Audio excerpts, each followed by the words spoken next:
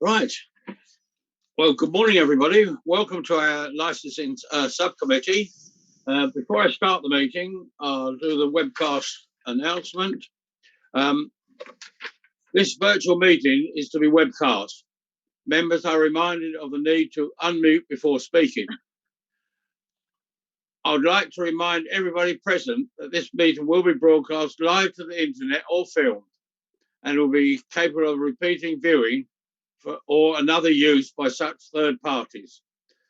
Please can I also remind members of the public who have registered to speak that they will be admitted to the meeting at the appropriate time.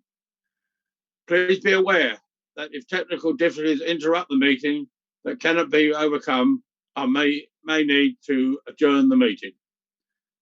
Thank you. Item 2, apologies for absence, please, Vivian. I've had apologies from Councillor Stephen Neville. And we haven't got substitute members, but I'm substituting for Stephen Neville. Item 3 is the declaration of interest, and I think Councillor John Whitehouse wanted to declare an interest. Yeah, I need to declare an interest as a member of Epping Town Council, albeit not a member of the committee that deals with consultations, and I've taken no part in the discussions on this issue. Thank you. Any other declarations of interest? No, we move on to procedures for the conduct of the virtual business. That's on page 5 to 6 of the agenda. That's just the procedures of what we were going to be doing, and I'll read those out to you because obviously you haven't got the agenda.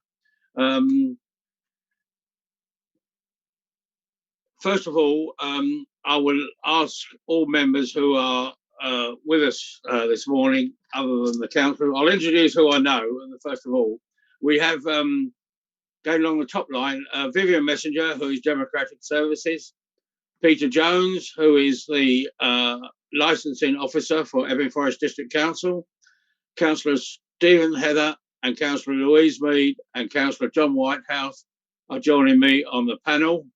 Only 3 of those will be sitting on the panel. On the first application, Councillor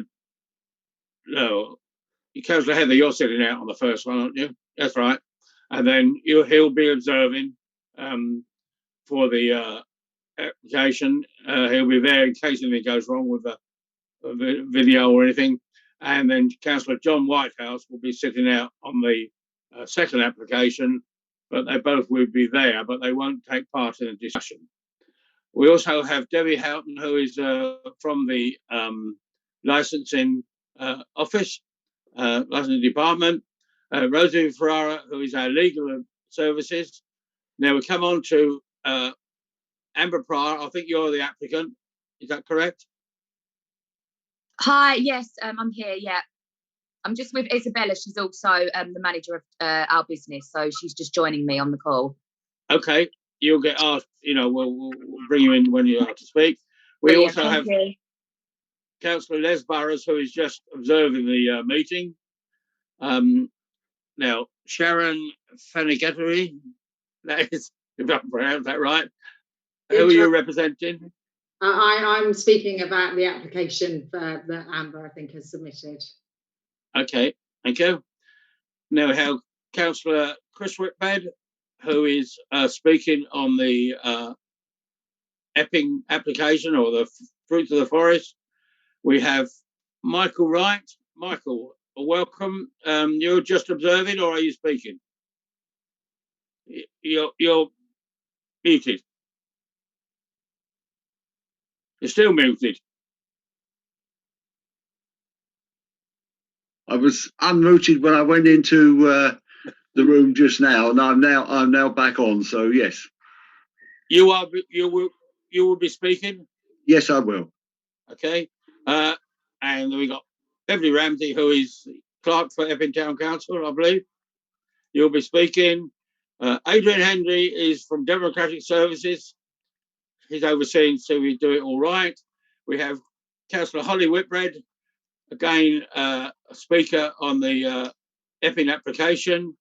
Now, we've got Kenny Summerson, who we can't see at the moment, but he is the applicant for the EPID application. Now, Amy Rodrigo, we can't actually see you, Amy. Can you put your video on? Hi, I'll only put my video on when I'm speaking, if you don't mind. Okay. And you are representing? I'm speaking for 17 residents on Station Road who sent a joint letter in objection to the licensing application. Okay. And now we have, we've done Kevin, haven't we? That's it, I think. Well, Steve Mitchell is our webcaster. Is there anybody else I haven't introduced? No? Right. The procedure for the meeting, the lead officer, which is Peter Jones, will actually outline the application. The applicant or representative will put their case before the committee.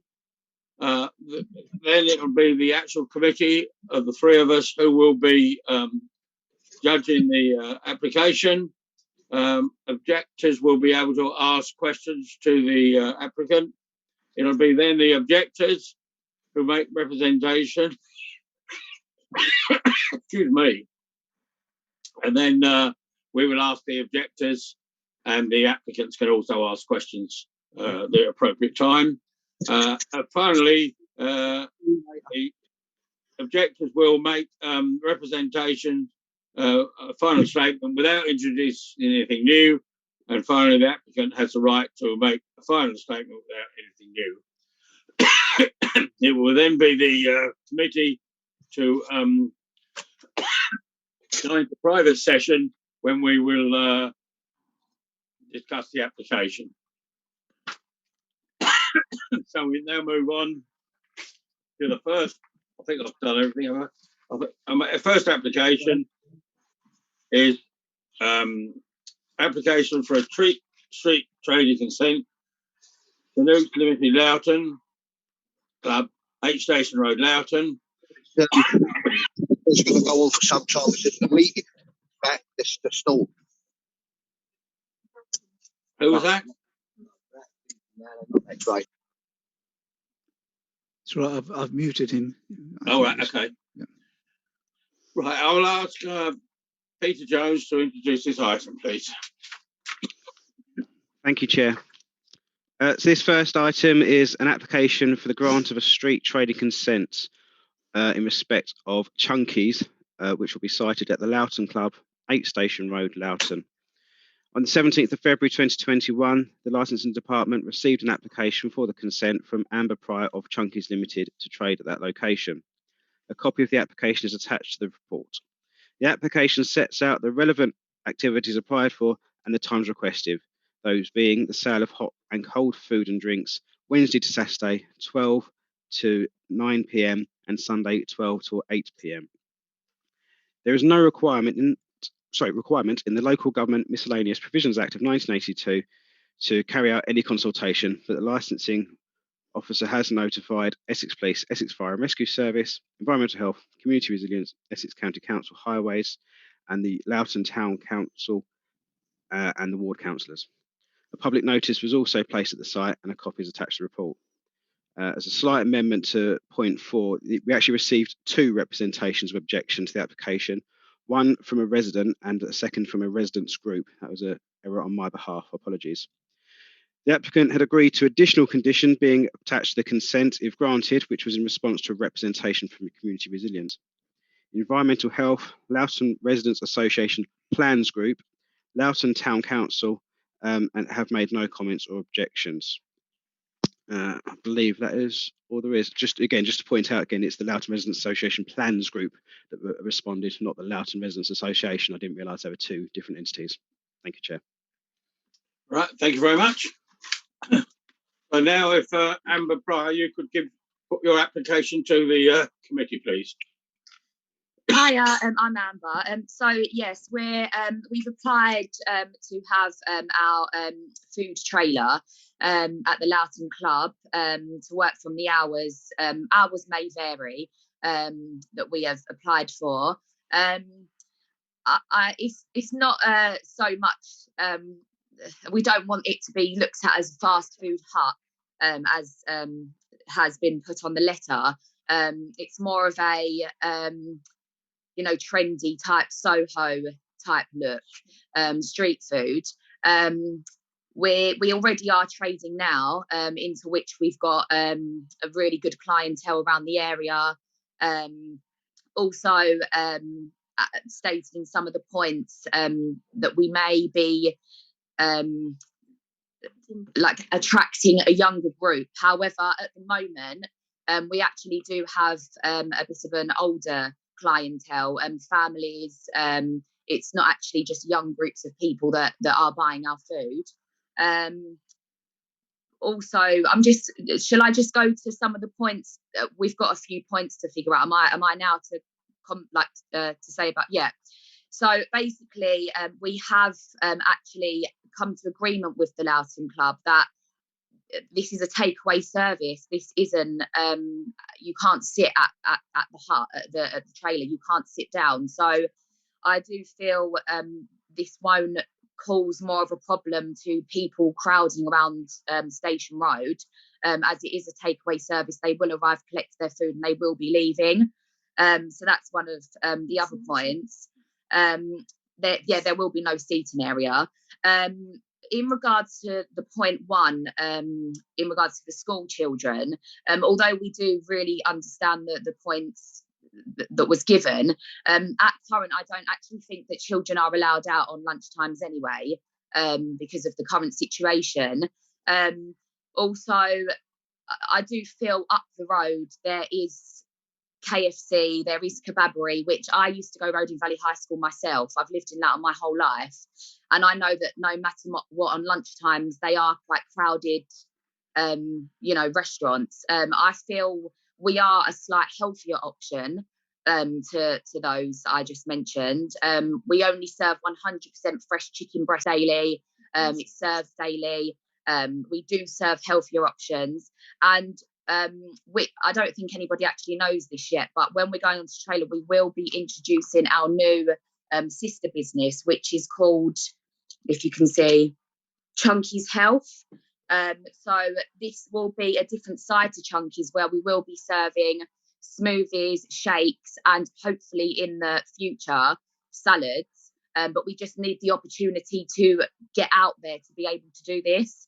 Because currently where we're based, we just don't have the opportunity to do this right now.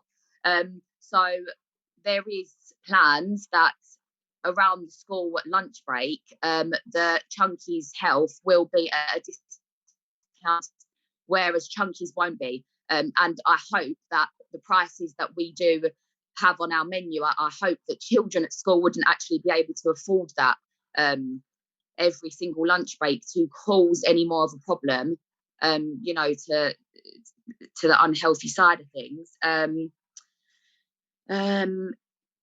So as well, the school children are not actually our target audience. That's not what we're there for. We're there more for, people to be able to walk by and grab a coffee, and the audience we already have. So I'm just looking at my other points. So 2.2, about there's 34 other cold and hot restaurants that have suffered. Point number one would like to make, I feel the Working Man's Club have stated to us that they are really suffering at the moment, and without our help and the agreed rent that we will be paying, there is quite a big chance that they may not be able to stay open. So I feel not only will we have about minimum 6 jobs to be advertising for people that have lost their jobs in this pandemic, we're going to be able to give people jobs. We also will be paying the Working Man Club rent to help them stay open. We also could act as a substantial meal for them to open earlier. So I do feel we actually will be helping the economy, not affecting it. As well, I actually are no longer working in my full-time job due to the pandemic. So this has not only saved me, but I do hope it will be saving other people. So that's the point to the economy. Also with our small food business opening, affecting other businesses down the high road. I've noticed that there's a new restaurant called Aura that's opening, and there's a new Wenzel's that's opening that are bigger businesses, bigger chained businesses, that they're more likely to affect the small local businesses down Loughton High Road more than us, because we class ourselves as a local business. That's the point too. To point 3, where it states, one moment, sorry, about the noise. Although again, we do understand where they're coming from.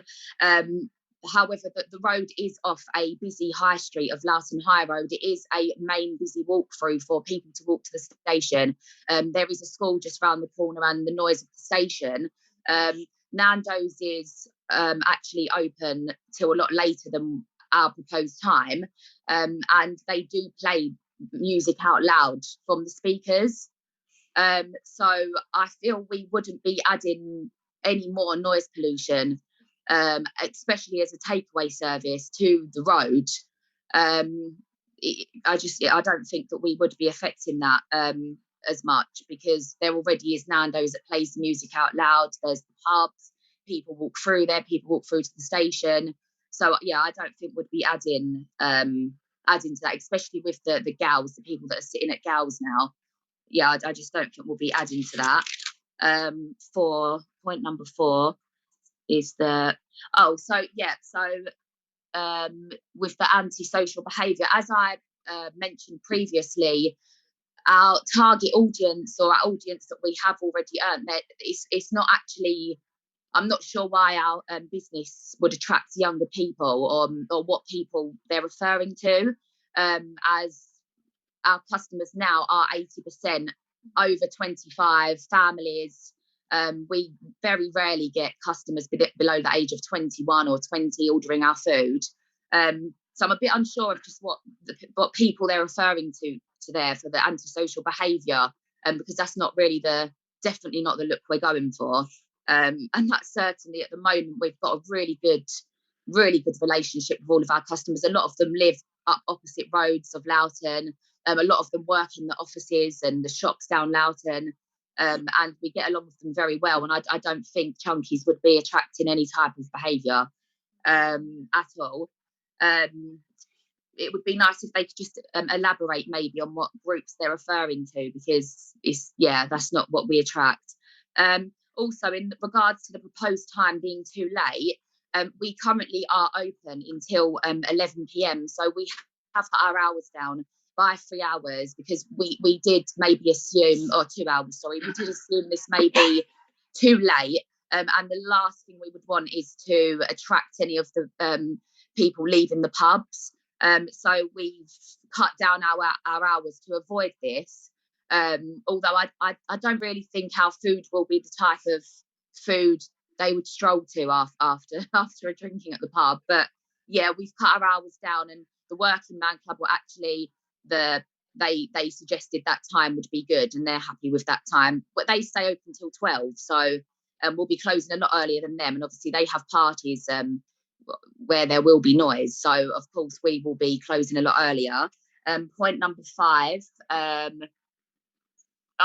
With litter, we actually have already spoken to the council, and Michael has actually confirmed that he will withdraw any objection or problem if we add to an operating schedule some points. We are currently paying out, and will be paying out, a lot of money for our own private waste removal service, where we can be provided with as many bins as we need. Our rubbish, we have said at the moment if that could be collected weekly, but they can happily come a lot more frequently than weekly.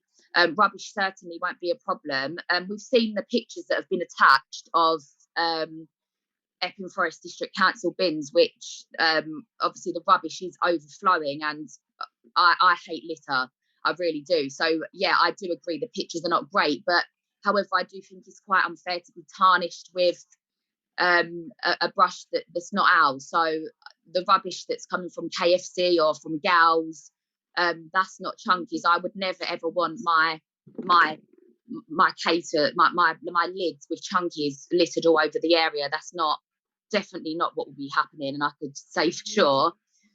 We also will be adding into the job roles of all of our people that hopefully we employ. One of the job roles will be that they walk around.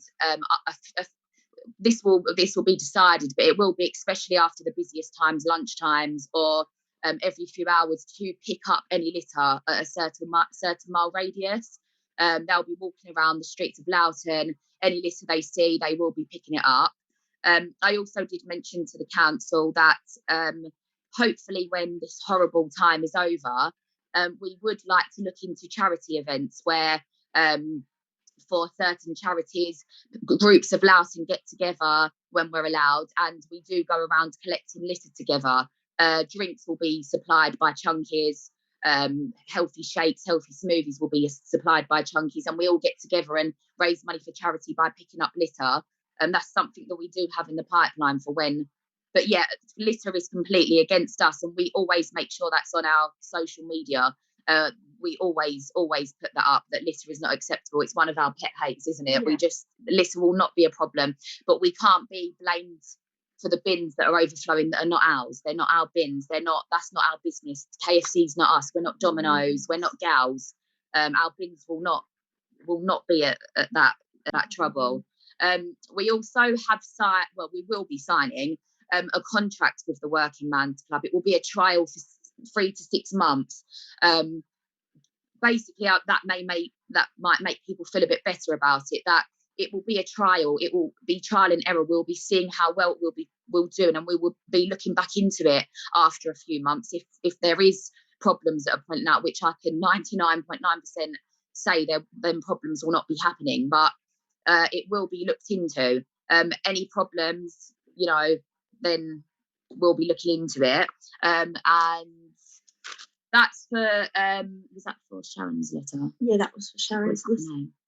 Yeah, so that was for Sharon's letter. We do just have a few things to say to the residents' letter.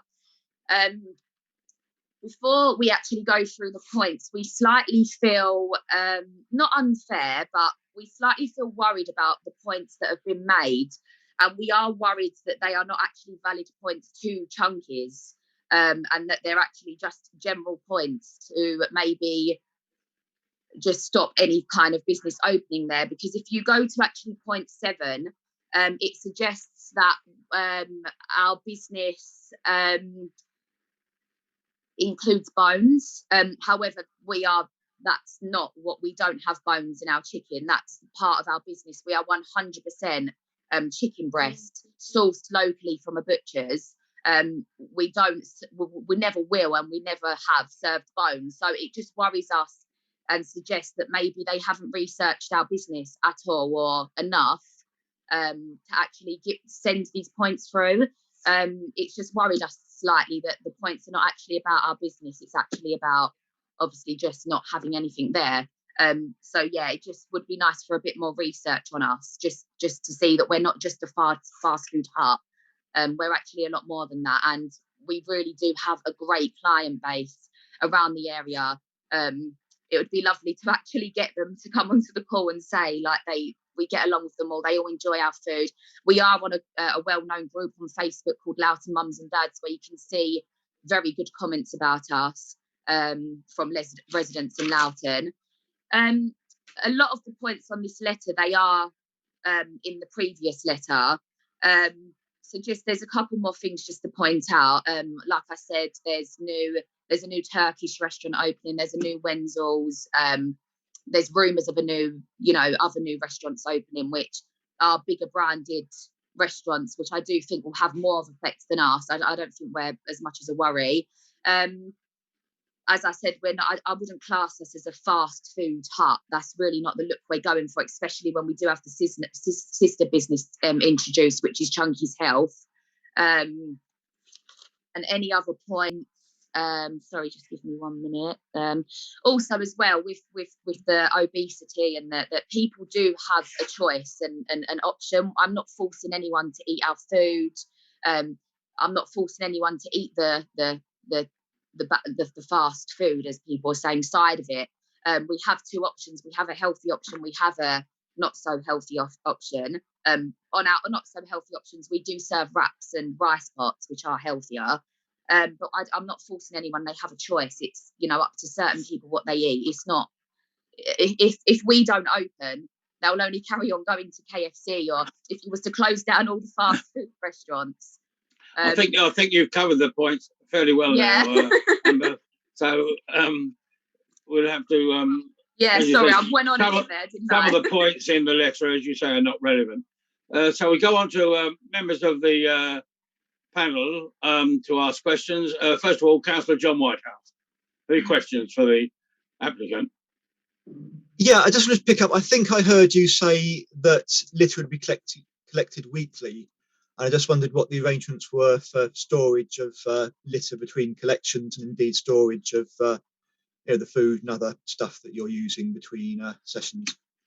Yeah, so we will have larger bins. I think you'll know the bins I'm talking about, where of course we will be recycling, so we will be collecting the recycle bags, Epping Forest District recycling bags, but we will have the big bins to store our litter. But as I pointed out, it's just trial and error at the moment, though we have arranged weekly. But if we feel we needed more, the company could come more than weekly. So it's all going to depend how it works at first. So we will be storing it in the larger bins, and then they will be collecting that they give to us. But as I said, if it means we need to pay more money and get it collected more frequently, then that's definitely what we will be doing. But again, that's trial and error. I'll have to wait and, you know, see the litter situation when we're hopefully on there. Okay, and there was a request to add a couple of conditions, wasn't there, from one of the council officers? Yeah. And I think you've said you're prepared to accept those conditions. Yeah, we've got it in writing on email. I've accepted the conditions to be added to the operating schedule. Happily, fine. Yeah, that's fine. Okay, is that all, Councillor Whitehouse? Yeah. Councillor Louise Mead, have you any questions for the applicant, please? So I'm just checking. So the bins, I presume they have lids. And the other thing was, I think one of the conditions was about vermin, and I just wondered what you intend to, what's your plans to prevent any vermin?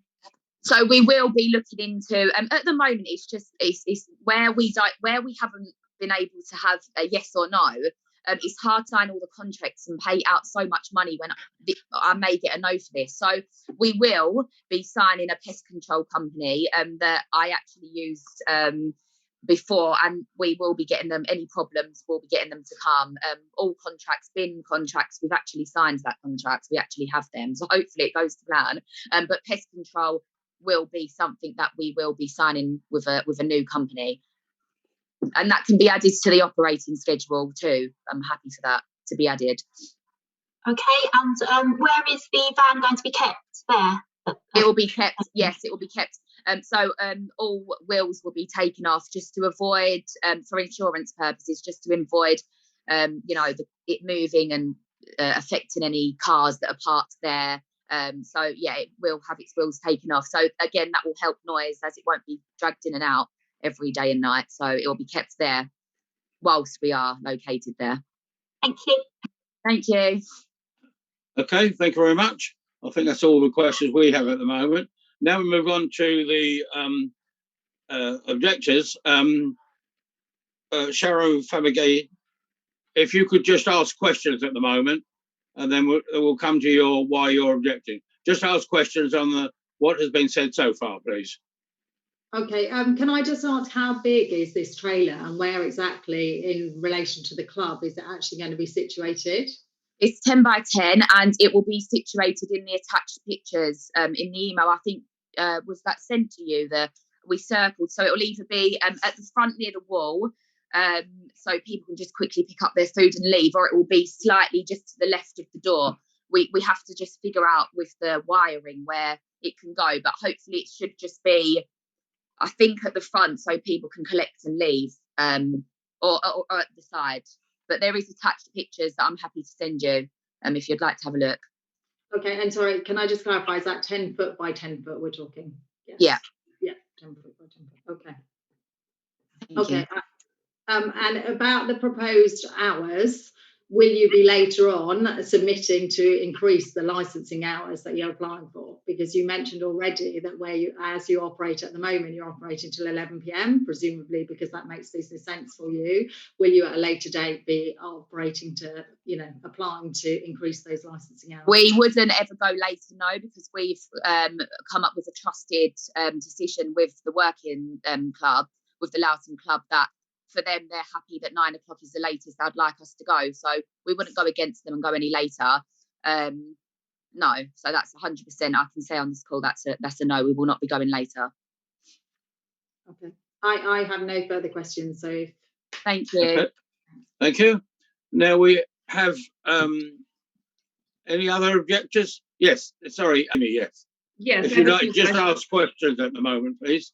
Understood. You mentioned about your packaging. Can you tell me how much of your packaging is biodegradable and how much is not biodegradable? Because this is a big thing with garbage being left in areas, first of all.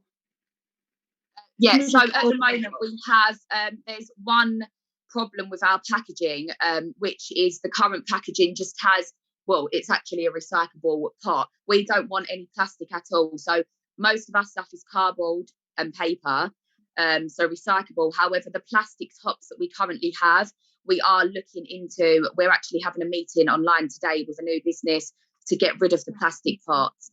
Well, they're not plastic pots, they're actually recyclable cardboard, but the plastic we want to get rid of because we're completely against that too. So it will be, everything will be, but at the moment I'd say 80% is probably, well, not even, probably 90%, apart from 10% of the lids. Then along with that, will your garbage places and bins, will they actually be labeled, this is recyclable, this is not?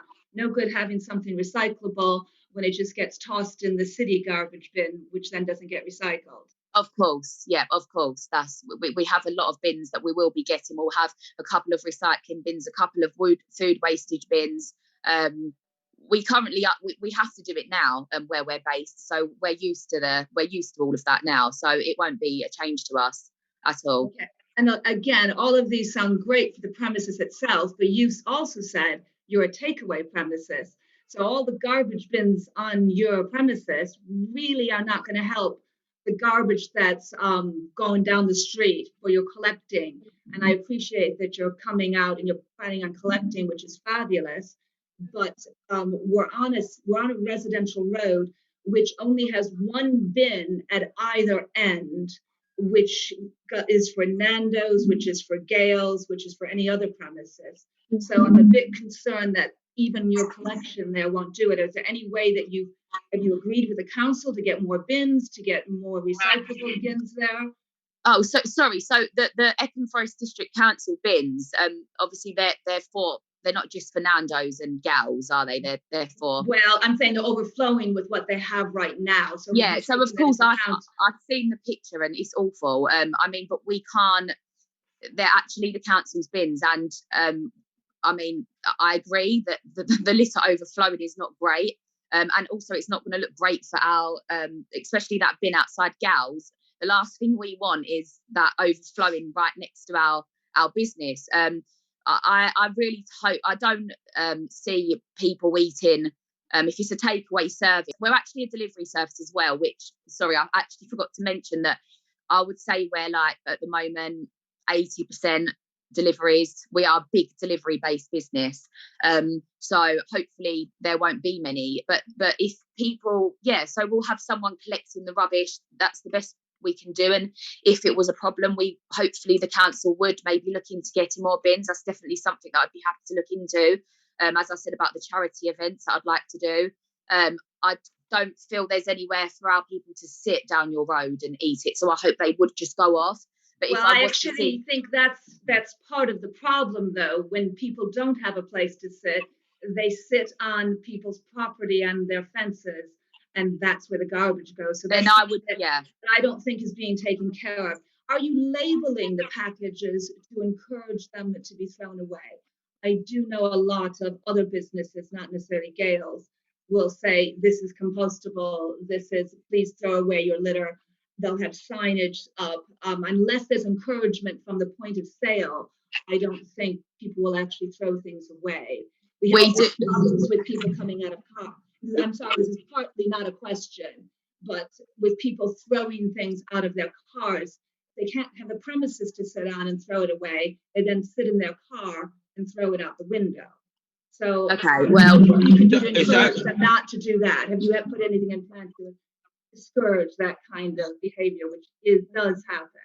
so yeah, we constantly, I'm not sure if you've actually looked at our Instagram, but we constantly have all over our social media about litter all the time. I've never seen a problem so far of our litter being anywhere. I do really hope our customers are more respectful to throw their litter on the floor. I mean, there was a McDonald's attached. The closest McDonald's is miles away in Waltham Abbey. I mean, there's only so much McDonald's can do that if one of their bags are going to be in Loughton High Road, miles away is Waltham Abbey. Of course, I will always make sure that we actually tell our customers now that collect, and if they are eating in their car, as Nowhere's open, there's been a lot of car dates at the moment, we always say, please don't chuck your rubbish. Like, please, can you, even if we give them a bag and say, please just put it in there and chuck it away when you get home. So far, we've had no problems. We've got very respectful customers, and we hope to keep it that way. And we'll be making sure it's kept that way. Rubbish really shouldn't be a problem at all. We're paying a lot of money to make sure this is the case. So, I mean, there's only so much as a business you can do, and I hope what we're doing is enough. And I really can't see litter being a problem. It's already a bit of a problem in Loughton, and we won't be adding to that. We're not making the problem. And the last question I have on that is, you often mention that you're not attracting a young age group. There's a lot of supposition there. Have you done any sort of surveys or investigation to prove that your clientele is going to be older? Well, no, of course we've not done that, but it's my word. Yeah, of course I've not done that, but it's my words that I'm saying that my clients are 100%. I don't have a young client base.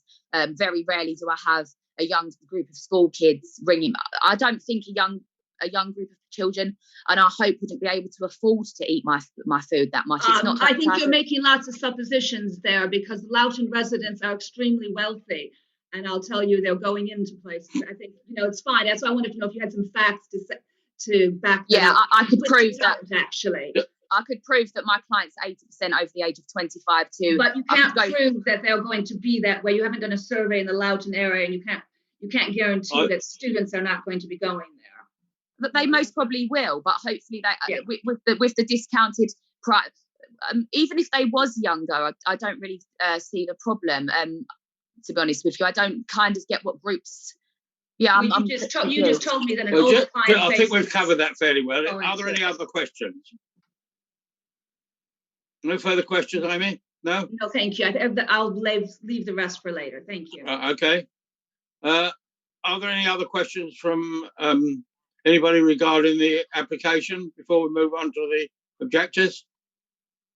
Can I just ask, how will you address any problems if residents and people do have problems, if you are granted the application? How will you address that? Definitely. Hopefully that won't be the case, but of course, if anything did get out of hand, with the police station being so close, I hope that wouldn't be the problem. But of course, I would call the local authorities if worse come to worse and something was to happen. But there's obviously more chance with the pubs and it being down the other side of the high road where there's alcohol involved. I hope it wouldn't be near our food trailer where that's not we're positive. Just food, yeah. Right. Of course, if it was to get out of hand, I would do as any normal person would do. I would call the authorities and make sure that it's under control. But I really hope that won't be the case. I really do. Glass of water, please. Okay, well, thank you very much. I think we'll move on to the objections now. We'll start off with Sharon Famagetti. If you'd like to put to the committee why you're objecting to this application, please. Yeah, hi. Hello, everybody. I'm a Loughton resident, and I also, for 5 years, I was the Healthy Schools Governor at Roding School, which the secondary school, which is nearest, to this proposed licensing application. First of all, Amber, this is entirely not personal. I respect the fact that you're trying to start a business in a very difficult circumstance for all of us, but it's about the location. Then obviously the Loughton Club, where the location of the trailer is in front of a historic building. The Loughton Club aesthetically, we've got the Lopping Hall opposite, so it's not in the best position in terms of aesthetics. Maybe a trailer isn't as beautiful as those local buildings. In terms of for the secondary school, obesity we know is a national crisis for every secondary school, and Roding Valley High School is no different to any other high school. That obesity is an issue for the pupils at the school. We also have at the station large groups of other secondary school children taking buses and public transport, so very near to the proposed location. Obesity will be even a greater problem after lockdown, where we have many students that have not been physically active due to the closure of organised sport. Social distancing also means that the schools are not able to provide the same level of service of food internally due to children being in bubbles. So actually more children will be going outside to eating, and healthy chunky has emerged in this meeting, but actually the initial planning wasn't anything to do with perhaps healthy, more healthy food options. So I think it is a concern. We all know that school children will go to the nearest available outlet.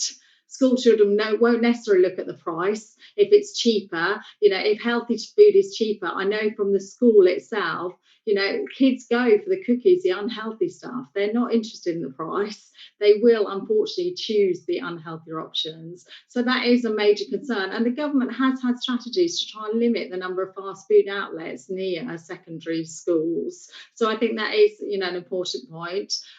In terms of the crime, the antisocial behaviour, I think there is no indication that maybe young people are more likely to commit crime than, slightly older people, etc.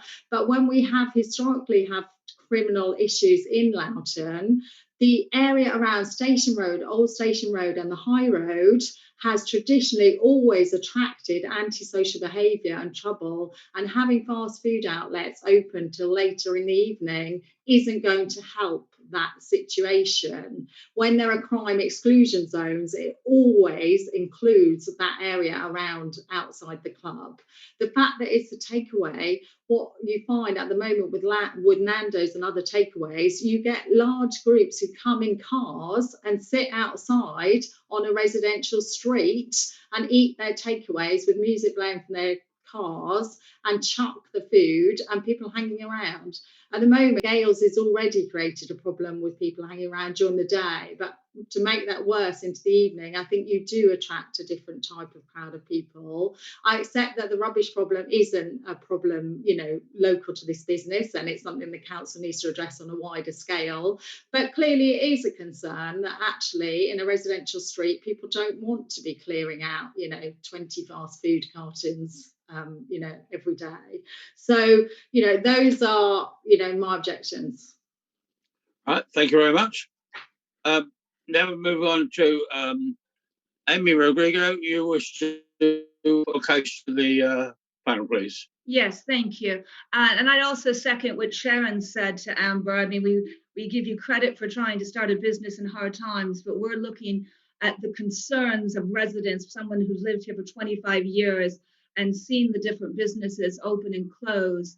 And I understand what you're saying about clientele and they're not going to cause noise, etc. We've actually seen this happen with other businesses. We've seen it with the Loughton Club as it is, with their clientele kind of going all the way down the street. I'm afraid policing is not a quick option to solve problems. Whenever we've called police in the past, when there's been large, noisy groups of people, it has taken usually a half an hour for somebody to respond, because the Loughton police station is no longer police station where they actually can knock on the door. We have to go through Barkingside. So that's not going to solve any problems if they do occur. Sharon, I think you were very eloquent about the garbage on the road and the people in their cars. And unfortunately, that's going to be something with a takeaway that will last beyond COVID restrictions. If you are a takeaway, they're going to sit in their cars and they're going to throw it outside. I appreciate you're going to collect them, but there's no way you can get into our back gardens and collect everything that way. I am very concerned about the high school students as well being attracted to us as a non-high road. They have the high road for them, great, hang out there. But what's happening is with the inclusion of Aura and all these other places, just that we're pushing over the limit, and Station Road is now being looked at as a business road. We have to remember we are a residential road, and this is our livelihood, our homes as well. So it's a lifestyle choice here too. As a council, you need to look at that. Are we a residential road or not? And I think that keeps getting ignored, and a lot of the concerns of the neighbors are getting ignored that way. I'd also query, I forgot to ask this before, about rubbish collection. If you do get approved, I would very much appreciate you working with us on hours of rubbish collection, because we get rubbish being collected in early hours, late hours, thrown out. And I'd appreciate, if you are to be accepted, that you look at the hours that the rubbish is collected by the lorries. Just quickly looking at my notes.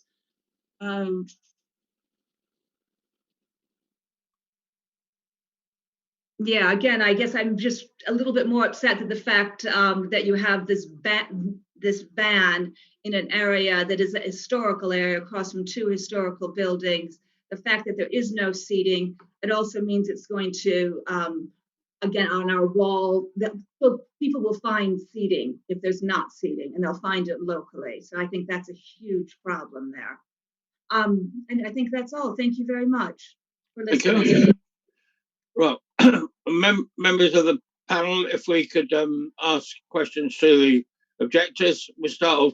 Councillor Louise Mead, have you a question for either Sharon or Amy? No question? No, thank you. Councillor John Whitehouse. No, Chairman, I thought that was very thorough. Thank you. Okay. It's down really. Amber Pryor, have you any questions to the objectors on their statements? No, I completely understand where they're coming from. I feel there may be a bit more of a bigger problem than it just Chunk is, with maybe the high road and the council. That's not really maybe to do with us as much, that maybe needs to be sorted in a separate situation. But however, I get where they're coming from. I do, and of course I would work with them. As I said, I'd love to do charity events of picking up litter, and as I said, I'm really against it myself, and I do look at the bins and think, wow, that's terrible. I don't, the antisocial behaviour. I mean, I've lived in Loughton my whole life. I went to Roding Valley High School. I mean, I have heard there's some things going on, but if you know, if that area is wealthy and etc., then hopefully that the antisocial behaviour wouldn't be happening as much if it's such a wealthy residential street. So hopefully that won't be the case.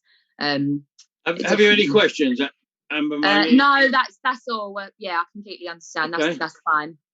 I would just, as that was a question posed, I'd like to just say that you cannot guarantee antisocial behavior is linked to wealth in any way. And also it's drawing in a lot of people because we are so close to the station. It's kind of tipping us over the limit. We are a runway to get to the high street. Okay. And you're saying you're not linked to these other businesses that are causing the problems, but there comes a point that we have to just say no. And I wish it didn't maybe necessarily have to be your business. I wish it was some of the others, but there comes a point where the council has to say enough is enough, and we have to draw a limit. Yeah, of course, I understand. Okay. That's fine. Right. Thank you very much. So sorry, can I just quickly add? This is I'm just coming to you again in a minute. Oh, sorry. Okay, that's fine. Yeah. So we now come to unless any of the officers have any questions or comments, we may move on to the objectors. Just if you've got one final statement to make without introducing anything new, anything you've forgotten to mention, without repeating what you've already said. Sharon, do you want to go first? That's it. No, I'm happy, Okay. but go on. And Amy, anything you want to add that you haven't already mentioned? Just one second.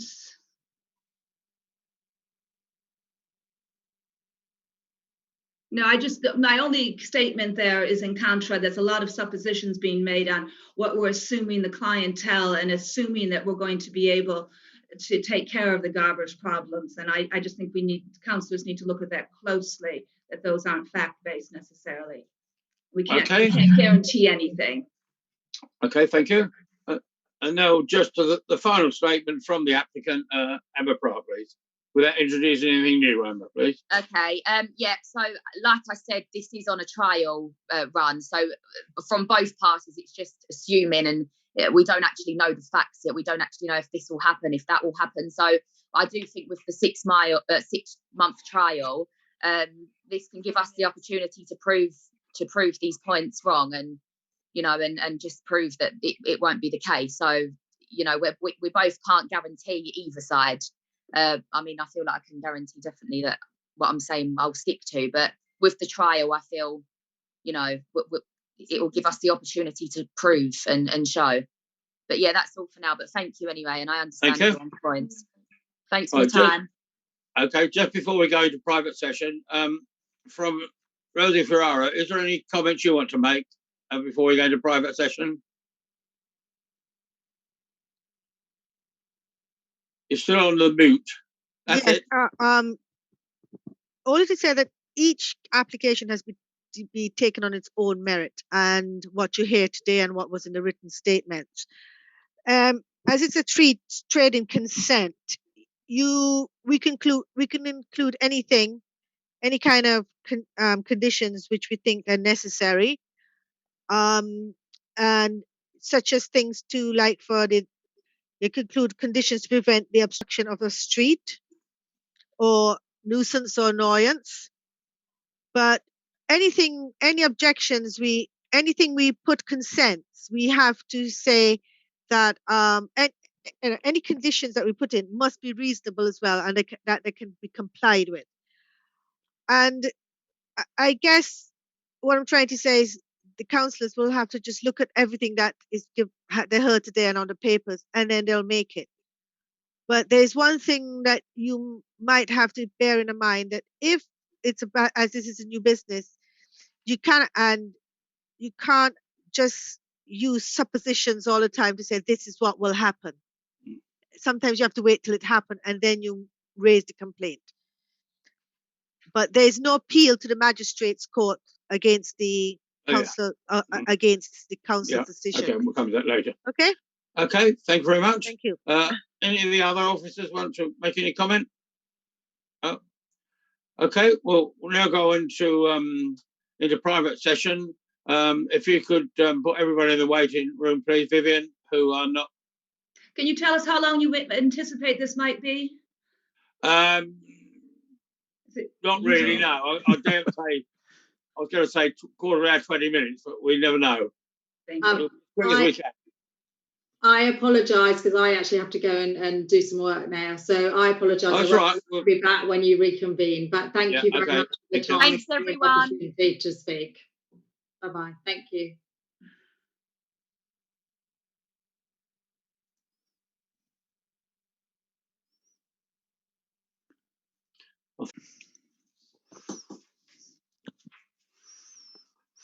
Okay, if we're all back, the decision of the, sorry to keep you all waiting, but we're, had a lot of paperwork and everything to go through.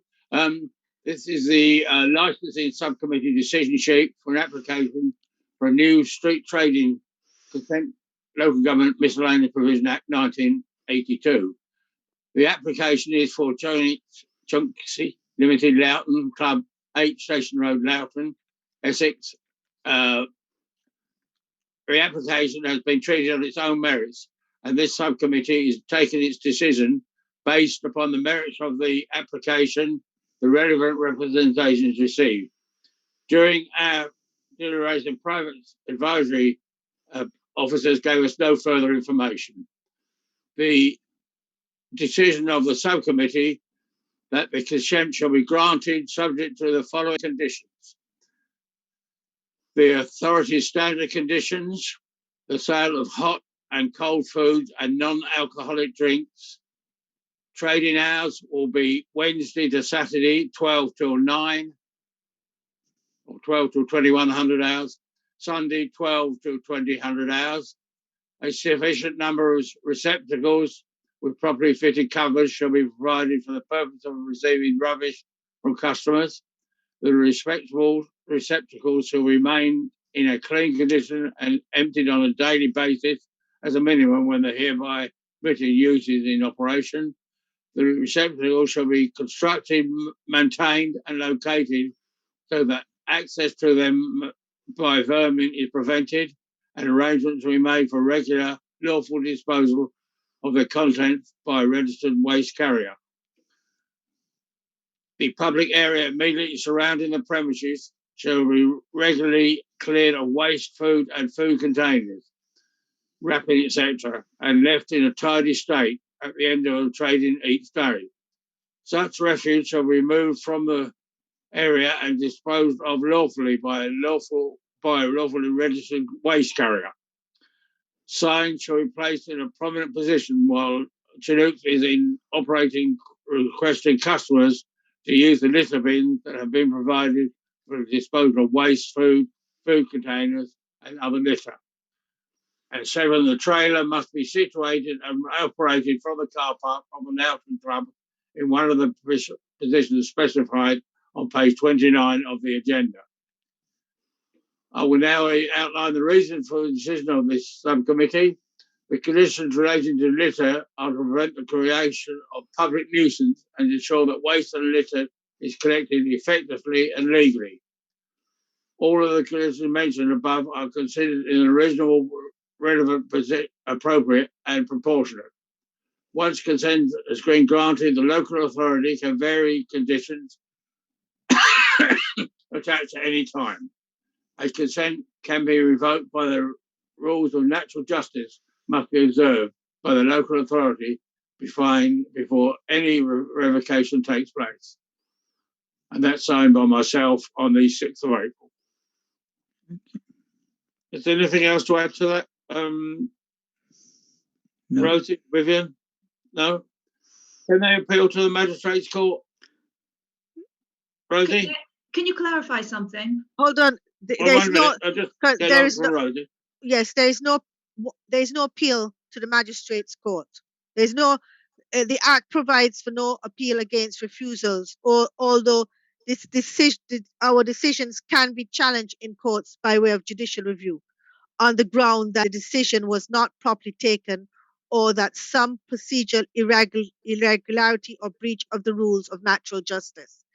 So your decision can only be challenged via JR, judicial review.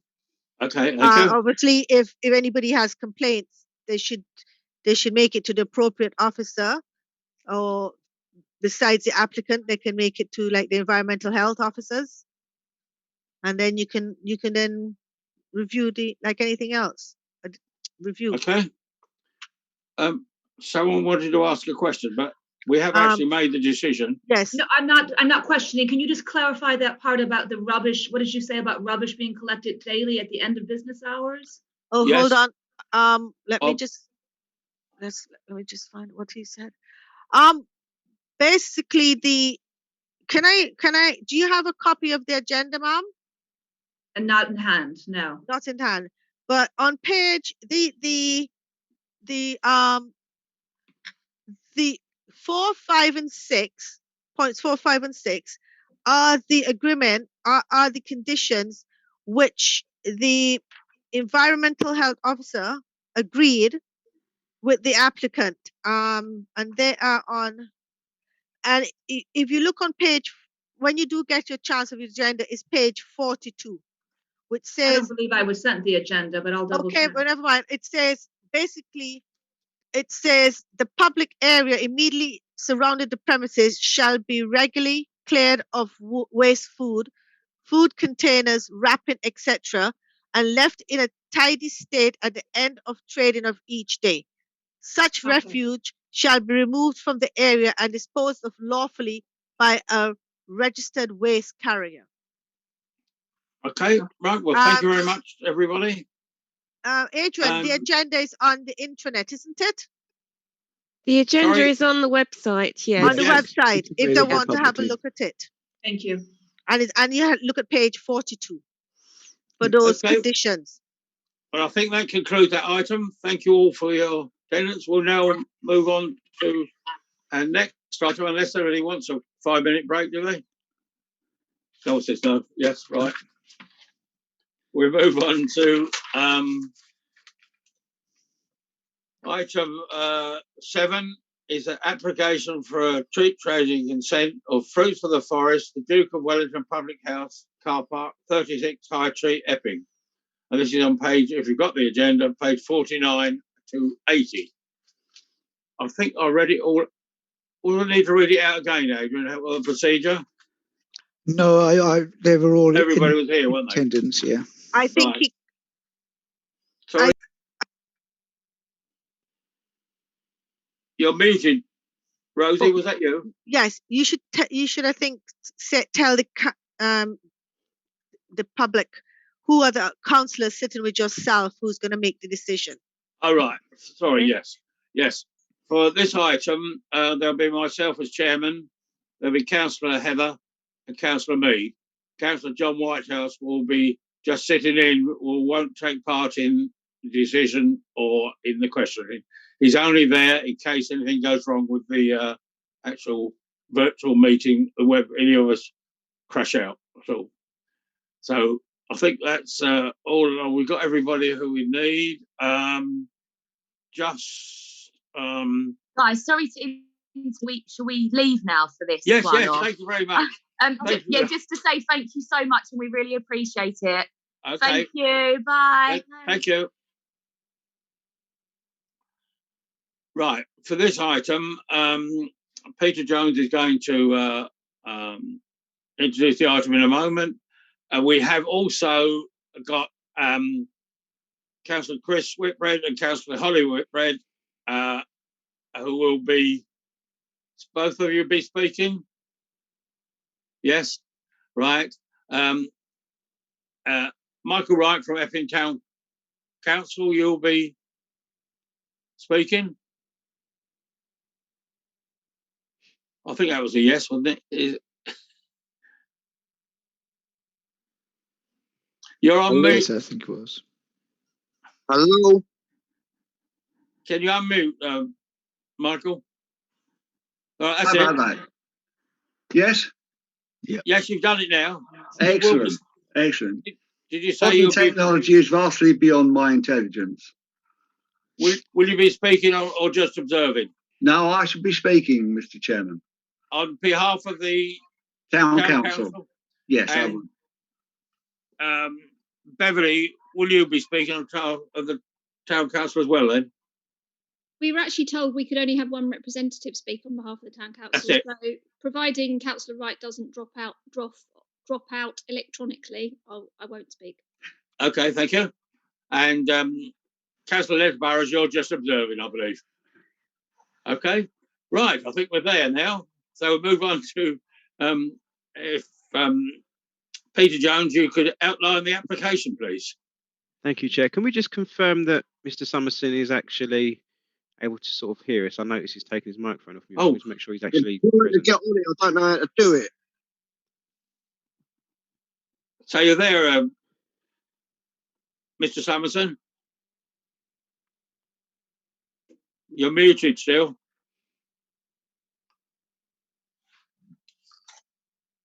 Oh. Yeah. Hello. Right. Hello. Can you put your camera on? Camera on. I'll try. Start video. Is that the one? That's the one. Yeah. You've got it. There you go. That's Okay. it. We're about to start the application. So if you stay with us, and then I'll tell you when it's your chance to speak.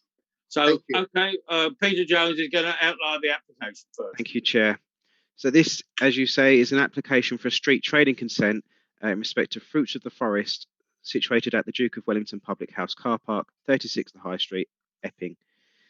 On the 17th of February 2021, the Licensing Department received an application for the street trading consent from Mr. Kenneth Summerstone of the above Fruits of the Forest. A copy of the application is attached to the report, and it sets out the relevant activities: the sale of fruit, vegetables, flowers, honey, eggs, local organic farm produce, Tuesdays to Fridays, 8 AM to 5 PM, Saturday 8 AM to 4 PM, and Sunday 8 AM to 2 PM. There is no requirement in the Local Government Miscellaneous Provisions Act of 82 to carry out any consultation, but we have notified Essex Police, Essex County Fire and Rescue Service, Environmental Health, Community Resilience, and Essex County Council Highways. And that shouldn't say Loughton Town Council. There you go. It's me copy and pasting. That should be Epping Town Council. My apologies. And the relevant ward councillors. A public notice was placed at the site, and a copy of this is attached to the report. The authority has received one representation of objection, and this was from Epping Town Council. Also, the representations of support from councillors, 3 councillor Whitbreads and a local resident. The applicant has agreed to an additional condition being attached to the consent, which was in response to the representation from the Community Resilience team. Environmental Health, Essex Highways, Essex Police and Essex County Fire and Rescue Service made no comments in respect of the application. And if there's any questions, share that as well. Right, thank you very much. Just one clarification. Rosie probably helped me out. There's only one person going to speak from the town council. Yes. Although there's 3 want to speak regarding the application. Well, is that all in order, or we've got to go to? Mr. Chair, if I may, they all made their own letter of support, so they can all speak on their behalf. But in terms of the town council, there's one objection. Right, okay, thank you very much. So we'll now move on. Peter is going to put the application. We asked Mr. Summerson to put the application to us why you want this licence, please, or trading consent. Basically, I've been out of work for quite some time. I'm a greengrocer, high-class greengrocer. Started my trade behind the City of London when I was a child with my grandparents in Bethnal Green Road. Worked numerous markets. Know my job very well. So high-class. See an opportunity and inquired in the pub to be able to work here. Started work. I've set up a very good rapport with my customers, my clientele base, and just want to work basically, supplying good gear, good food. I'm very amiable, just and obviously there's been some objections which are part and parcel of life, and we're here to try and fight my corner and try and stay here basically.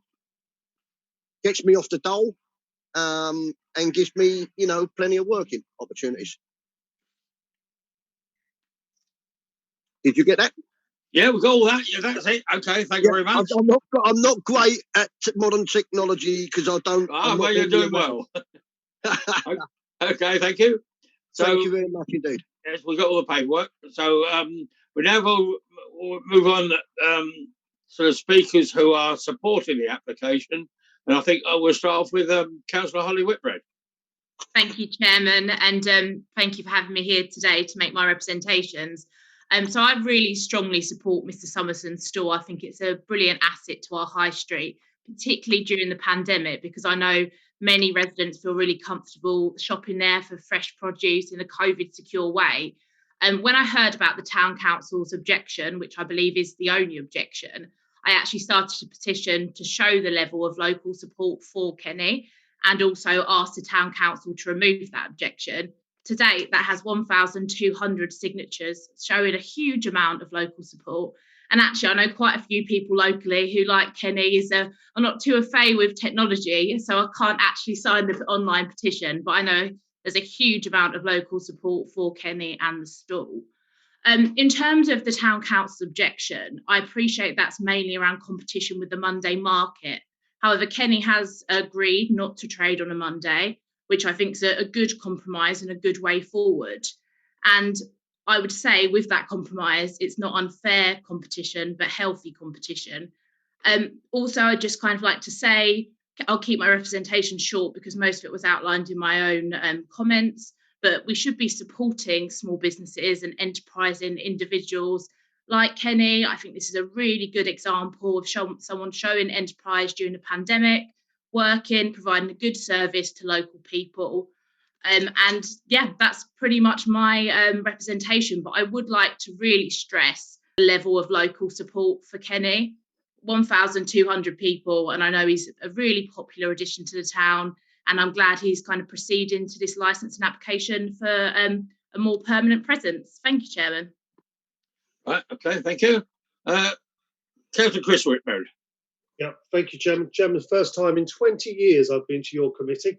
So I obviously feel quite strongly about this particular issue. I believe everybody respects the market and thinks the market is an important addition to Epping High Street. But this is one single stallholder, not competition to the market, but actually, I think, brings an interest to our High Street area. I like Councillor Whitbread before me, who's really summed this up very well. I've heard all the positive comments from local residents about the stall. I've not received any objections from any residents about it, only positive comments. So I really do think it's something that deserves support. Also, in particular, at this time when we are recovering from the COVID pandemic, there's going to be lots of small businesses who need opportunity, and it would be wrong for us to shut down that opportunity in this particular respect. I'd also note that there's a number of other small stallholders in the town who operate on various days of the week, and I haven't seen any objections to those continuing to trade, and they would equally be in competition to the market.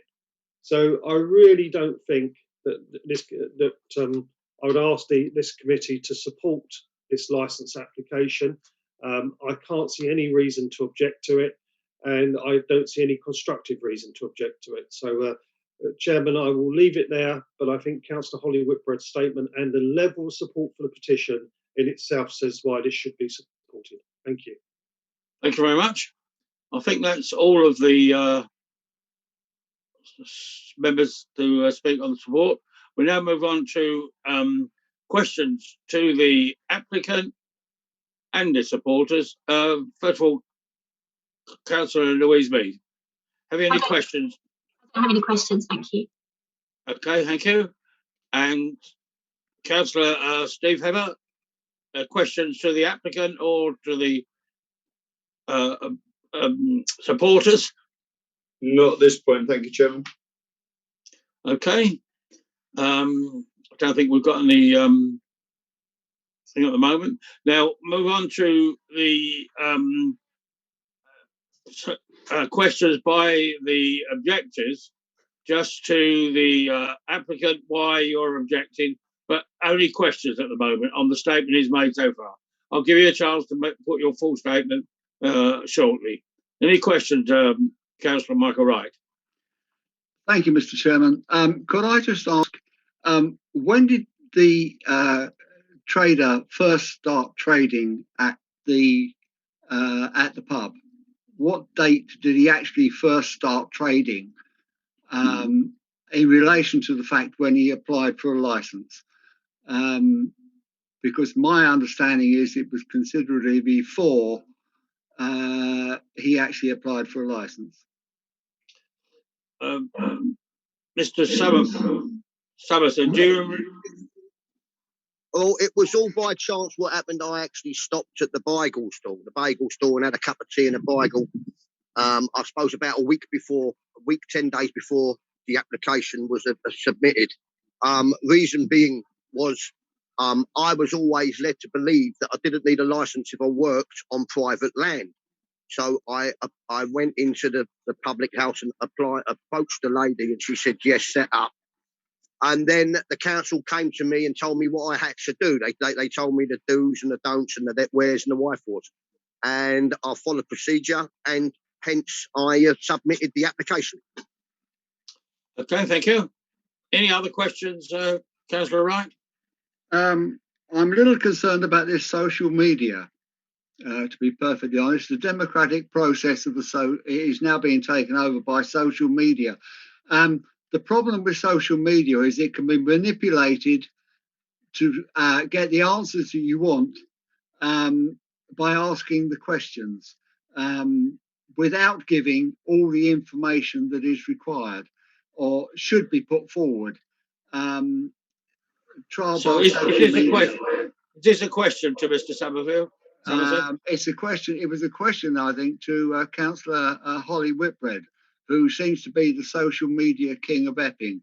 I would just like to know, these 1,000 people, they all live in Epping. They all go to the market stall, etc. Can you confirm that, or can you clarify that for me?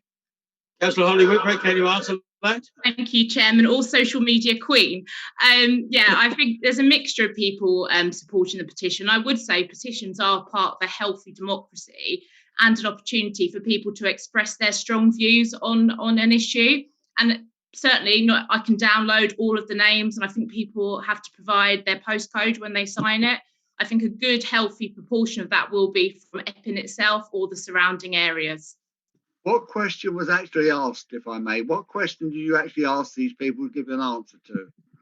You can view the petition online. It summarises the reasons to support Kenny's application and also summarises the Town Council's objection, which I believe is accurate, but you can see that online. So the question that people were asked was to ask the Town Council to withdraw their objection, because if it wasn't for the Town Council's objection, we wouldn't be here today and Kenny would just continue trading, and for local people to show the level of support for Kenny and his brilliant store. Thank you, Chairman.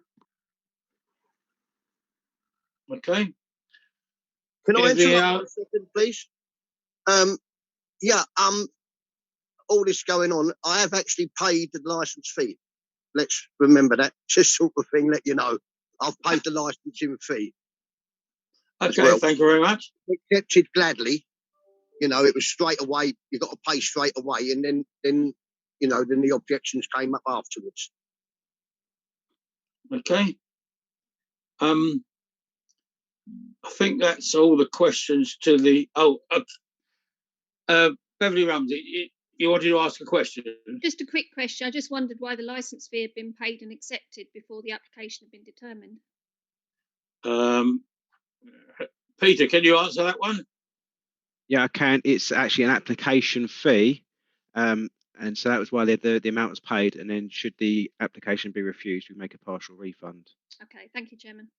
Okay, thank you. So I think that's all the questions to the applicant and the supporters. We now move on to the objectors, and I think Councillor Michael Wright from Epping Town Council will be putting the case of the Town Council why they're objecting. Thank you, Mr. Chairman. I'm Councillor Michael Wright, Deputy Mayor of Epping, and I'm speaking on behalf of the Council. The market town of Epping is one of the most sought after places to live in Essex, and the Town Council is keen to preserve its traditions and history. Epping Town Council run a Royal Charter market on a Monday, which covers the town of Epping. One of the key traders in a traditional market is the fruit and vegetable stall. Fruit and vegetable traders generate footfall for the market, which greatly impacts on the other traders. When a fruit and vegetable trader is absent from a market, all other types of stalls suffer. Epping Monday Market, like all traditional markets, has been challenged by online shopping and the change in people's shopping habits. Epping Town Council restructured the Monday Market in 2018 to support its long-term future and try and help traders who are struggling to thrive in these changing economic times. In the last year, the market has been tested beyond anything that could have been foreseen by the COVID-19 coronavirus health situation. The traders' businesses have been severely tested, and it is still unknown as to whether all the traders will return. Allowing a fruit and vegetable trader to trade in Epping could damage the Monday market beyond repair. If the current fruit and vegetable trader on the market does not feel it viable to remain, they will leave. They are an established business, having given many years of loyal service to the people of Epping. If they choose to leave because they are not getting enough footfall, others are likely to follow. The traditional market climate has changed so much, it isn't a question of just replacing these traders, as the culture is no longer to pass on stall businesses from father, mother to son, daughter. Having spoken to the current fruit and vegetable trader in the market about this, he has confirmed that if his trade does fall because of the additional competition, they will leave the market. We could not allow a second fruit and vegetable trader into the market and do not allow more than one of most types of traders, as too many would damage the others. There isn't the footfall to enable them all to survive financially. It is not comparable to say that there are supermarkets selling fruit and vegetables in Epping and formerly a fruit and vegetable shop. Market stall fruit and vegetables are different to those in shops, but their produce and style are similar. The competition is too direct. I'm very surprised that this trader has been allowed to trade for months without a license and without any action being taken. Not only does this applicant want to sell fruit and vegetables, he also wants to sell flowers, plants, eggs, and local honey 6 days a week, with his stall being there 24/7. What will he want to be selling next? All of this produce is sold on the Monday market. The Monday market is delicate enough. It cannot withstand such direct competition, particularly at such a sensitive time when the traders try to recover from their circumstances of the last year. If it is raining on a Monday, people may not visit the market, knowing they can buy fruit and veg, flowers, plants, eggs, and honey from a stall on another day. The objection made in relation to the fruits of the forest trader at the Duke of Wellington Public House car park is made in relation to the Town Council's duty to protect Epping's historic charter market. The market augments the footfall in the High Street on an otherwise potentially quiet day of the week. Anything that could impact the longer term future of the market and as a result affect the long-term viability of the High Street is one of the Town Council's key priorities, driven by having the best interests of the overall town and its existing business at heart. By allowing this fruit and vegetable trader to compete with the Monday market, you risk losing the historic charter market completely. Epping Town Council has spent the last 2.5 years ensuring the market can survive the modern challenges it faces. Allowing this trader could mean it will be damaged irreparably and lost. Concerns have also been raised over the longevity of the trader's tenure. If the current Monday fruit and market stall is lost, the market damaged as a result, and then this trader leaves, this will be to no one's advantage. Epping Town Council have also expressed concern about the potential precedent for other stalls to start trading along the High Street. If consent is granted for one, where can this stop? Just as a point, how many actual stalls can you get in the car park at the public house? Further concerns have also been raised about the highway safety aspects of this location. The site is in a pub car park on a busy main road close to a narrow road junction and a busy congested junction at Tesco's. There is also a school which is going to be opening shortly, and also you have the garage next door. I personally live not very far from here, and I know the dangers and the problems that this causes. The location is not suitable for those visiting by car, and this will be further exacerbated when the public house reopens or is being used. Thank you very much, Mr. Chairman. Thank you very much. Right, members of the panel, questions to Councillor Michael Wright. Councillor Stephen Heather, have you a question for the objections from the Town Council? Not so much a question. I admire his passion to protect the market, but it's already been stated by Councillor Whitbread that 6 and 4. Mr. Summerson is not going to trade on a Monday, so that I can't see where that's going to clash with the charter market. Also, by not allowing him to trade Tuesday to Sunday, then you've taken away that option of people buying fresh fruit and veg rather than going to Tesco's or I don't even know what else is in Epping. Probably Marks and Spencer's. But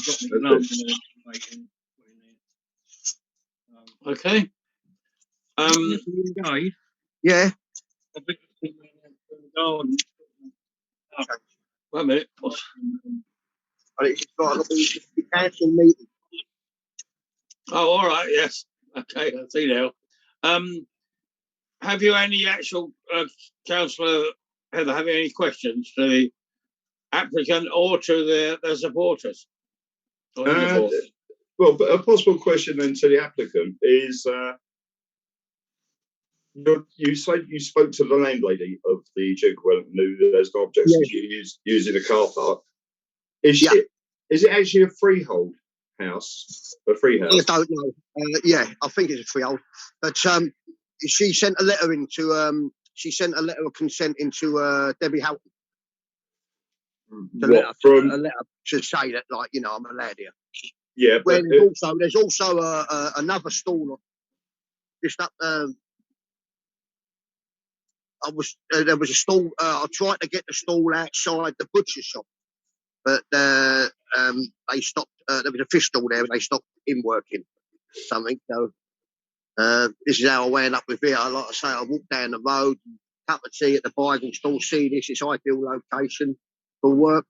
As for him, he says a dangerous junction about parking and that. Sorry, if it just come back to me.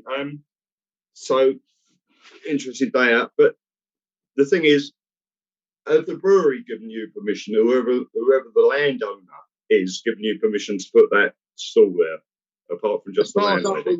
I asked the landlady for permission. She wrote a letter to Debbie Houghton, a note, and I give it to Debbie Houghton via email, and you know, I've got consent of the boss of the pub. Chairman, Debbie Houghton would like to speak. Debbie, would you? Yes, if possible. I do recall getting some form of permission from Sharon, who is the licensee of the premises, but the actual building is under the control of Punch Taverns.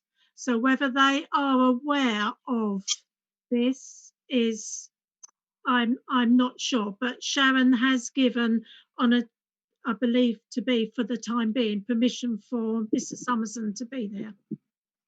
Okay. Right, thank you. So sorry, so finishing off on that bit then. So should we be mindful to grant consent and Punch Taverns decide that the stall will not be allowed on their premises? Is there any comeback onto the council for granting that consent? Probably Rosie Ferrara. Can you answer that, please? We just have a duty to grant a consent. It's up to the applicant to make sure he has necessary permission from. If he needs planning, it's up to him to get planning. If he has to get permission from Punch, it's up to him to get the permission from Punch. You know, it's not us to go behind to see where he's got his consents from. Right, thank you. Okay. Councillor Mead, Louise Mead, have you any questions to the Town Council? To the applicant. Is that okay? Oh, you want one to the applicant? All right, yes. Just about, so the setup, there's not really a picture of the setup, and I presume it's something like he's in now. I just want to check what it looked like. I mean, we've got a picture of the car park on here. So whereabouts on that car park is he planning to set up his store? I'm just by the entrance from the main road entrance. As you drive in, I'm on the right as you drive in, like from the right, and I'm on the left as you're driving from the left. I'm on the front. Can I just say, if you look on page, I think it's page 59. Is your stall going to be like where the there is a van parked there? Have you seen page 59? I think it's page 59. I'm on here at the moment. It was hard enough to get on this video call, let alone move about and get onto page 59. I wouldn't know how to do that. But it literally. But if you know, if you could look outwards, I'm right in front on the other side of the road from the New China takeaway. I'm literally right in the, I'm facing it, completely facing it. Like you can see it from there. Yeah. Right, I'm just by the entrance to the car park, facing the New China restaurant. That's great, thank you. That's really clear. Which I might add, there's about 3 or 4 Chinese restaurants in this area, and there's yeah, I think we know where you are, right? Thank you. Councillor Mead, any other questions? That's it. Thank you very much. Thank you. All right. Okay. Now we'll move on to. Sorry, Chair. The Epping clerk would like to speak. Beverly Rumsey. Thank you, Chairman. It's just a quick question. I just wondered what the process was in terms of when I contacted licensing to see if the applicant had a license. I was told that he didn't and he would be asked to move until he'd applied for one. That didn't actually happen. He was allowed to stay and trade throughout. I just wonder where that decision was made and how that decision was made. Could either Peter or Debbie answer that? Debbie. Yeah, so Chair, Peter, sorry. That decision was made outside of our department at a higher level. I don't know who made the decision. It was just sort of fed back down the line that because of the COVID situation, they was going to allow him to continue trading on goodwill. I'd be interested to know who made that decision and how. Chairman, can I come in quickly? Myself, the portfolio holder, Councillor Aniket Patel, Councillor Nigel Avey, Councillor Les Burrows and Councillor Chris Whitbread had a meeting with the portfolio holder and the relevant director at the time, where it was decided that the application would be, he could continue trading whilst his application was being processed. Okay, thank you. Is there a process for that, or is that just a kind of a delegated thing you can do if you're a cabinet member? Portfolio holder decision. Right, thank you. Okay. Councillor Michael Wright. I just a question. It was said it's not in competition to the market. The stall is there permanently. It's not there put up and taken down. It is there permanently. Though it doesn't trade on a Monday, it acts as an advertising tool to say, I'm here. If you don't want to go to the market, you can always come to my stall tomorrow. Okay, right. Thank you for that. Questions? Have you any questions, Mr. Levinson, to the objectors at all? Everyone's entitled to their own opinion. I find it sort of, this is a lot of hard work I'm going through. I just want to work, basically, and it is what it is. And I respect people's opinions, and I do understand what he's saying about the market, but I ain't no threat to the market. I know the actual market trader who trades there. I knew Steve Raymond very well, and we support each other as market traders. We help each other out. He's not objected. I think it's, he's not objected about the pitch being here. And if anyone was to object, it should be him, actually, because I am his position, obviously, but I won't affect him. Not on a man. The trade's very poor here on a Tuesday and a Wednesday. It's just a weekend mainly that I'll get a decent little trade. But you know, he sells 30 oranges on a Monday. I'll sell 2. All right. Okay. You know, I ain't no threat at all. Right. Thank you. Councillor Holly Whitbread or Chris Wade, any questions to the objectors? Thank you, Chairman. I suppose my only question would be, in terms of the Town Council objection, how many of the Town Councillors actually supported the objection and how was the vote run? Thank you, Chairman. Probably Beverly will answer that, will she? Yeah, I think everyone's aware of how it was run because obviously Councillor Mary Louise Whitbread is a town councillor. We weren't given enough time to hold this at a council meeting, so it was held by a recorded email vote and there were 9 councillors in support of that. Can you provide them names, please? I have done before, but I can do it again. All of the town councillors, excluding Councillor Mary Louise Whitbread and Councillor Christine Burgess and Councillor John Whitehouse. Okay, thank you. Right, I think that's all the question at the moment. We'll just go on to the final comment from the objector, Councillor Wright. Have you anything to say without introducing anything new, or have you said all that's necessary? I think I've said quite a lot, actually, Mr. Chairman. As it's been said already, I have a passion for the market. It's very important for Epping that our market, our charter market, is given all the support it can possibly be given. This trader started trading by just opening up in the car park of a public house without applying for a license, etc. And quite frankly, I don't think this license should be granted under any circumstances. Okay, thank you. Mr. Summerson, is there anything you want to add without anything new? Has it all been said by you? It's not. I think it's all been said. I think this is quite cheeky what I'm going to say, but I will do it. It would be, you know, if whatever happens, the outcome, and like the Councillor Michael, who's objecting about the market, if the fella decided to give up Mondays, then perhaps I'd apply to work there on a Monday and knock this on the head all for the rest of the week because it's only a one-day market. But I don't want to do that. I like being here. My aim here in Epping is to find a little shop with a flat above it, and maybe, you know, I'm 57 now. I've got to start thinking of my future. Maybe a little shop with a flat above it and spend the rest of my days in Epping. It's a beautiful little place. That's about all I can say. Okay, thank you very much. Very passionate about what I do. Any questions or comments from the officers? Debbie Houghton.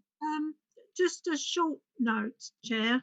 I'm not sure if it's going to be relevant or not, but when I spoke to the licensee regarding the Mr. Summerson being there, she advised me that she's actually got to be out of the pub in August of this year because Punch Tavern are doing a massive renovation, so the pub will not be open.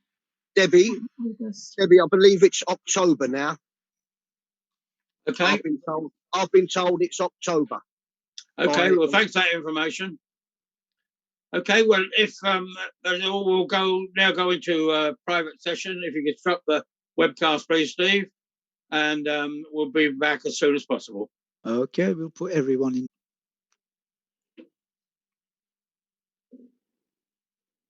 Okay, I think we're all here now.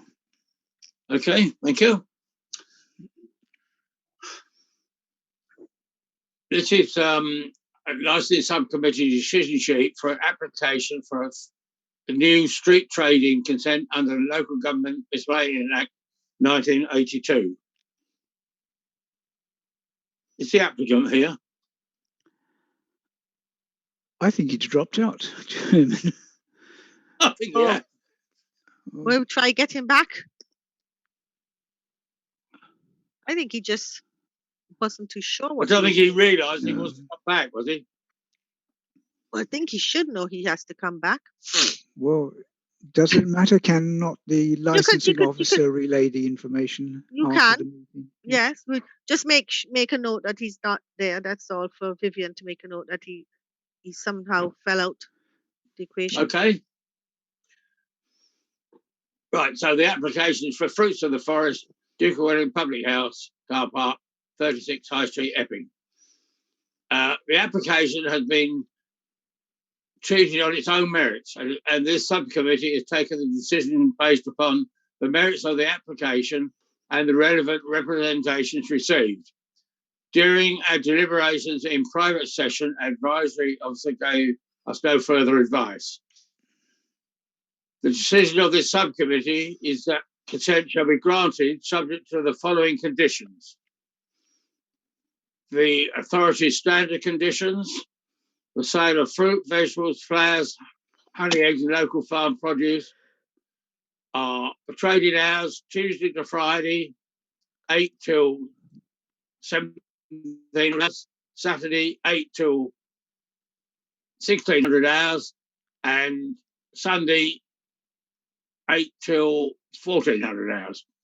A sufficient number of suitable receptacles with properly fitted coverage shall be provided for the purpose of receiving rubbish from the business.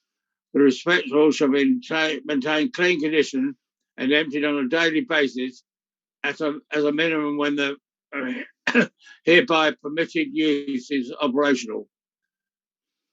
The receptacles shall be constructed, maintained and located so that access to them by vermin prevented and arrangements are made for regular lawful disposal of the contents by a registered waste carrier.